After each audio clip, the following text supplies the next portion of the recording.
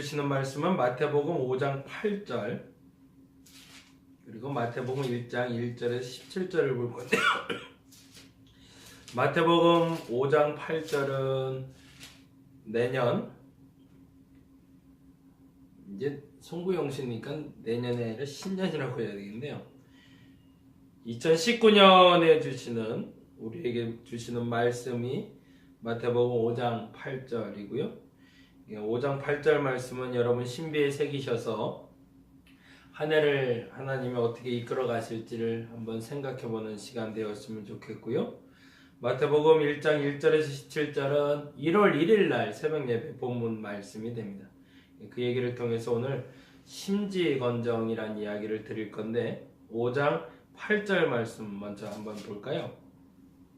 5장 8절입니다. 신약성경 5페이지에 있습니다.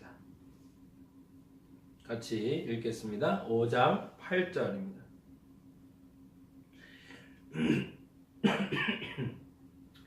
마음이 청결한 자는 복이 있나니 그들이 하나님을 볼 것이며. 아멘. 마음이 청결한 자는 복이 있나니 그들이 하나님을 볼 것이며. 이 말씀이 저와 여러분에게 2019년 한 해 동안 주시는 말씀입니다. 마태복음 1장 1절에서 17절 말씀 같이 보겠습니다. 마태복음 1장 1절에서 17절 같이 한 목소리 읽을까요? 아브라함과 다윗의 자손 예수 그리스도에게 보라. 아브라함이 이삭을 낳고 이삭은 야곱을 낳고 야곱은 유다와 그의 형제들을 낳고 유다와 다말에게서 베레스와 세라를 낳고 베레스는 헤스론을 낳고 헤스론은 람을 낳고 람은 아미나답을 낳고 아미나답은 나손을 낳고 나손은 살몬을 낳고 살몬은 라합에게서 보아스를 낳고 보아스는 룻에게서 오벳을 낳고 오벳은 이새를 낳고 이새는 다윗을 낳으니라. 다윗은 우리아의 아내에게서 솔로몬을 낳고 솔로몬은 르호보암을 낳고 르호보암은 아비야를 낳고 아비야는 아사를 낳고 아사는 여호사밧을 낳고 여호사밧은 요람을 낳고 요람은 우시야를 낳고 우시야는 요담을 낳고 요담은 아하스를 낳고 아하스는 히스기야를 낳고 히스기야는 므낫세를 낳고 므낫세는 아몬을 낳고 아몬은 요시야를 낳고 바벨론으로 사로잡혀갈 때에 요시야는 여고냐와 그의 형제들을 낳으니라. 바벨론으로 사로잡혀간 후에 여고냐는 스알델을 낳고 스알델은 스룹바벨을 낳고 스룹바벨은 아비훗을 낳고 아비훗은 엘리야김을 낳고 엘리야김은 아소르를 낳고 아소르는 사독을 낳고 사독은 아킴을 낳고 아킴은 엘리훗을 낳고 엘리훗은 엘리아사를 낳고 엘리아사는 mat단을 낳고 mat단은 야곱을 낳고 야곱은 마리아와 마리아의 남편 요셉을 낳았으니 마리아에게서 그리스도라 칭하는 예수가 나시니라. 그런즉 모든 대수가 아브라함부터 다윗까지 14대요 다윗부터 바벨론으로 사로잡혀갈 때까지 14대요 바벨론으로 사로잡혀간 후부터 그리스도까지 14대더라. 아멘. 이제 새해가 밝았습니다. 새해 복 많이 받으시기 바랍니다. 송구영신 예배가 항상 이제 11시 반에서 12시에 드리잖아요. 이제 우리 윤권사명도 그 얘기했는데 이게 어떤 뭐 영적인 의미가 있는 건 아니라 우리의 풍습처럼 자리 잡은 거라. 저는 예배를 드릴 때마다 그런 고민 많이 하는데 그 예배의 의도와 의미가 부합하게 지금 드려지고 있는가. 만일 그렇다면 충분히 그 예배는 우리에게 은혜가 되겠지만 단지 석화된 또 하나의 어떤 예식으로만 머물러 있다면 은혜를 경험하지 못하겠다라는 생각이 좀 들어요. 그래서 성탄절 예배는 죄송하지만 아직은 시작을 못하고 있는데 아직 불편함이 있기 때문에 그렇습니다. 성탄절에 꼭 우리가 그렇게 많은 예배를 드려야 될까? 그걸 하나님 기뻐하실까? 근데 내 생각엔, 제 개인적인 생각엔 아직은 아닌 것 같다. 물론 이제 뭐 큰 교회들은 여러 가지 행사도 있고 여러 가지 해야 될 일들이 있기 때문에 그 많은 예배가 필요할 수도 있겠지만 작은 교회 입장에서 충실하게 드리는 한 시간 한 시간에 의미를 담은 예배가 더 중요하지 않을까. 그래서 새벽 예배를 새벽 아둘람 기도회라는 이름으로 사무엘상 22장 1절에서 2절을 기초로 한 예배를 드리고 있고요. 부르짖는 사람들, 이 토굴로 들어오는 사람들, 이 토굴 같은 다리목교회로, 여러분 잘 아시겠지만 안 보이잖아요. 우리 교회는 길가에만 있지 뭐 사람들이 우리 교회가 있는지 아는 사람이 별로 없더라고요. 있는지 없는지도 몰라요. 심지어는 신학교 앞에 있잖아요. 그러니 신학교 앞에 무슨 교회가 있겠어 사람들 생각할 만큼 교회 존재가 지역적으로는 잘 보이지도 않습니다. 그래서 저는 아둘람과 같은 토굴이라고 얘기해요. 동굴 같은 교회인데요. 근데 아둘람에 사람들이 찾아와서 회복하더라고요. 그리고 그 400명이 회복하자마자 그들이 이스라엘을 건국해내더라고요. 우리가 그 일을 했으면 좋겠다 싶어서 그 새벽 어두컴컴한 그 밤을 지나서 이곳에 찾아오는 이들을 위해 새벽 아둘람 기도회라는 새벽마다 부르짖는, 그리고 새벽마다 만나를 허락받는 예배를 드리고 있습니다.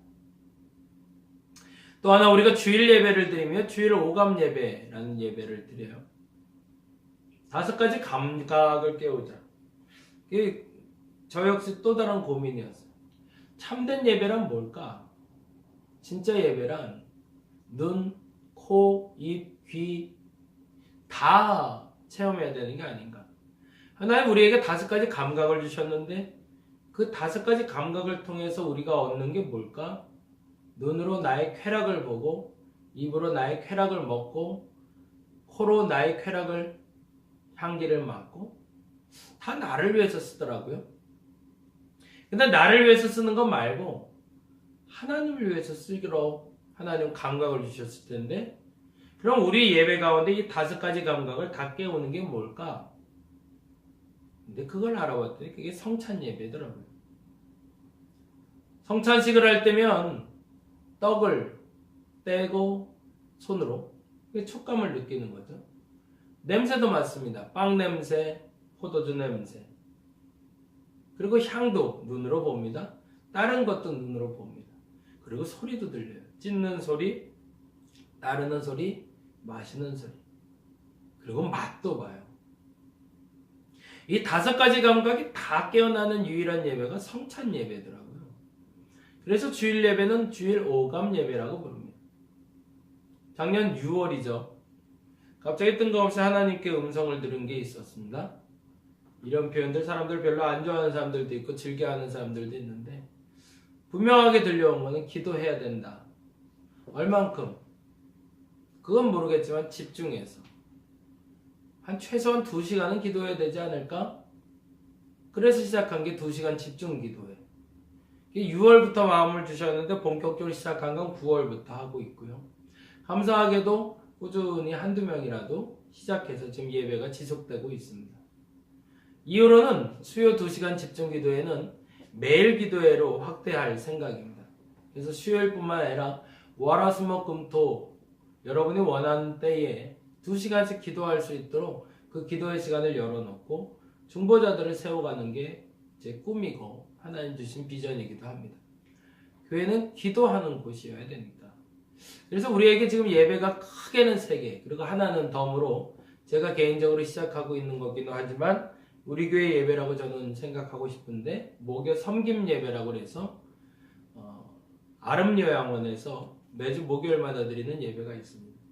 그 예배도 특별한 이유가 작년에는 11명이 세례를 받으셨고 올해는 7명 예정되어 있는데 크리스마스 때 제가 세례를 드렸어야 되는데 감기 때문에 못 드려서 이번 주에 가서 예배를 드릴 생각입니다.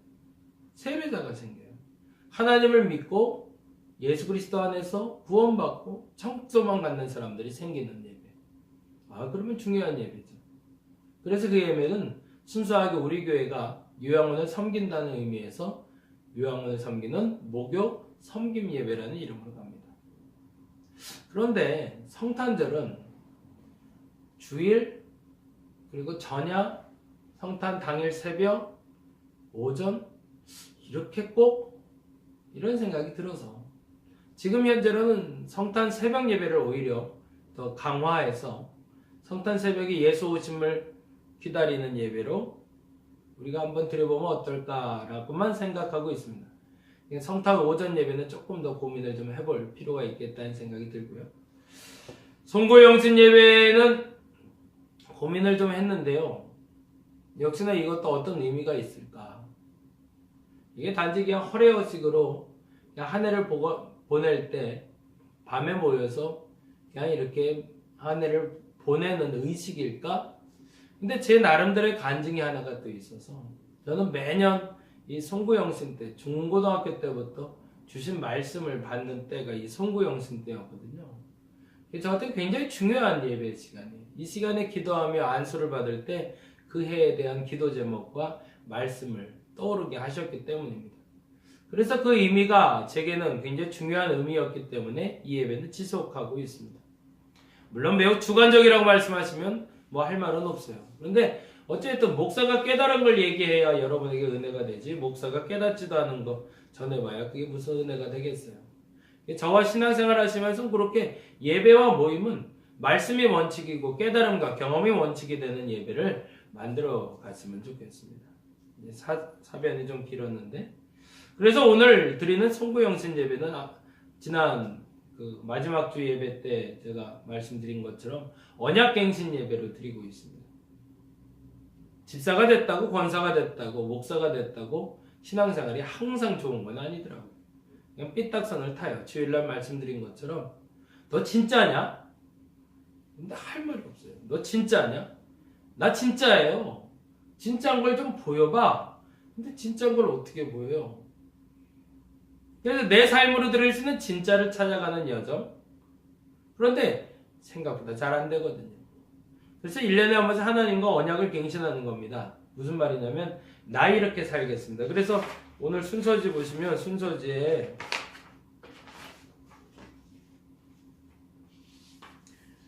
여러 그 집례자와 교독을 하는 게 있어요. 그러면서 언약갱신하는데 사랑의 사람 되십시오, 기쁨의 사람 되십시오, 평화의 사람 되십시오 하면서 쭉 읽는 거 있거든요. 그걸 하면서 우리 이렇게 되겠다고 고백하는 겁니다. 왜냐하면 제 개인적인 생각에 진짜 그리스도인이 된 거는, 그리고 진짜로 그리스도인이라고 말할 수 있는 사람들은 성품으로 드러나기 때문에 그렇습니다. 그래서 10가지의 성품을 말하고 있고 그 10가지의 성품이 저와 여러분의 삶에서 드러나는 2019년 시작해 보려고 합니다. 그래서 제목을 심지건정이라고 담았어요. 심지건정의 뜻은 책은 다음에 나오는 말로 마음밭이 깨끗해야, 마음 심자에 땅짓자를 써요. 마음의 밭이 좋아야 어떤 일이 벌어진다? 성현들의 글을 읽을 수 있다라는 뜻이에요. 그리고 깨달을 수 있다. 마음밭이 준비가 안 되면 성현들이 하는 말을 알 수가 없다. 그 말을 마태복음 5장 8절엔 이렇게 얘기합니다. 마음이 청결한 자는 복이 있나니 그들이 하나님을 볼 것이라고. 우리의 마음이 준비가 되어야, 진짜가 되어야 하나님을 만날 수 있다는 얘기입니다. 그럼 하나님을 만난다는 게 뭘까? 아까 말한 대로 성품의 변화를 나타내는 겁니다. 2019년 한 해 동안은 이 말씀, 기도, 전도, 예배라는 이 4가지의 거룩한 습관을 또 한 번 반복할 거예요. 여러분 삶의 일상화되는 게 목적이에요. 일상화시켜서 그 습관이 여러분을 변화시켜서 여러분이 거룩한 성품을 갖게 하는 데까지 도달하는 게 어찌 보면 제 사명이라 생각하고 나갈 생각입니다. 거룩한 습관을 통해서 거룩한 성품을 이루자가 그냥 표예요. 말 그대로. 그 거룩한 습관을 지속적으로 만들어가서 자발적 간한 운동을 하는 게 저는 거룩한 성품이 만들어진 단계라고 보거든요. 그 거룩한 성품으로 나가려고 합니다. 그럼 뭐를 만들고 싶을 건가? 궁극적으로는 그게 이제 오늘 마태복음 1장에서 1장 1절 17절의 이야기인데, 지난번에 우리 태호랑 얘기하면서 그 얘기했지만 계보가 나오는 이유는, 족보가 나오는 이유는 지겹게 사람 이름 보라고 하는 게 아니라 하나님의 역사가 연연히 흘러가고 있다는 얘기입니다. 근데 어떤 사람을 통해서 흘러가냐는 거죠. 믿음의 사람들, 그들을 오늘은 좀 다른 의미로 어른이라고 부르고 싶습니다. 교회에 어른이 생기면 그 어른이 그 교회를 지켜갑니다. 교회에 어른이 생기면 그 어른 덕분에 그 가정은 화목하기 시작합니다. 어른이 생기면 예절이 생기고 규칙이 생길 수가 있습니다. 근데 죄송하지만 어른이 없으면 망가지고 흩어지고 무너질 때 해결할 사람도 없을 뿐더러 규칙을 만들지를 못합니다. 신앙의 어른이 됐다는 건 두 가지를 얘기합니다. 첫째는 나이가 많은 사람. 두 번째는 나이가 많지 않아도 나이에 답지 않게 그 신앙의 성숙을 이룬 사람. 나이가 아무리 많다 할지라도 그 신앙의 성숙을 이루지 못한 사람은 우리 교회 어른이 아닙니다. 반면에 나이가 어리더라도 그 신앙의 성숙을 이룬 사람은 우리 교회 어른이 될 겁니다. 우리 교회는 그렇게 됐으면 좋겠습니다. 나이가 많다는 것이 대접받는 기준이 되는 것이 아니라 나이가 많을지라도 그 신앙의 성숙도가 아까 말한 대로 그 거룩한 습관과 거룩한 성품이 드러나는 사람이면 참 어른으로 우리가 존중해 줄 것이고, 나이가 어리더라도 그 거룩한 성품이 거룩한 습관을 통해서 만들어진 사람이면 우리는 어른으로 부르자는 얘기입니다. 그 어른이 하는 일은 뭘까요? 어험 하고 앉아서 뒷짐지고 앉아있는 게 아니라 교회의 어려움과 교회의 기쁨과 슬픔을 먼저 짊어지고 갈 사람이 되어주는 겁니다. 그래서 교회에 문제가 생겼을 때나 교회에 기쁜 일이 생겼을 때 같이 기뻐해주고 같이 울어줄 수 있는, 가장 먼저 움직여줄 수 있는 사람들, 그 사람들을 믿음의 사람들, 교회의 어른들이라고 얘기합니다. 심지어 성경에는 1장 1절부터 17절을 보시면 알겠지만 여자들의 이름들까지도 나옵니다. 그리고 그 여인들을 성경은 믿음의 사람들, 오늘 설교의 표현을 하면 어른들로 삼아주고 있습니다. 그리고 그 어른들을 통해서 믿음의 계보는 아브라함 때로부터 예수 그리스도까지 연연히 이어져 가고 있음을 보게 됩니다. 2019년 저와 여러분이 이 거룩한 습관을 통해서 그 마음밭을 준비해서 거룩한 성품이 만들어져서 어른이 될 수 있는, 교회의 진짜 어른이 될 수 있는 저와 여러분이 되었으면 좋겠습니다. 19년 그렇게 기도합시다. 하나님, 내가 거룩한 습관이 일상화되어 거룩한 성품을 만들고 그 거룩한 성품으로 교회 그리고 그리스도인으로 참된 어른으로 살아갈 수 있는 내가 되게 해달라.